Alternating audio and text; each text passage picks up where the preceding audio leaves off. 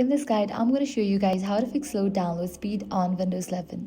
Let's get started. First thing you want to do is launch your settings app. Now head over to the option network and internet. Select either Wi-Fi or Ethernet depending on the connection you are using. Click on your active network and look for the metered connection option. Then make sure it is turned off, as this setting can limit download speeds. After that, go back to network internet and open advanced network settings. Find the internet connection you are currently using, click on it and select Edit. Locate Internet Protocol version 4. Open its properties and choose the option to use the following DNS server addresses. Enter a reliable DNS server, then click OK to save the changes. Once that's done, close settings and open the Start menu again. Type CMD, right-click on Command Prompt and select Run as Administrator. In the Command Prompt window, type ipconfig /plus DNS and press enter to clear the DNS cache. After completing this step, restart your PC and test your download speeds.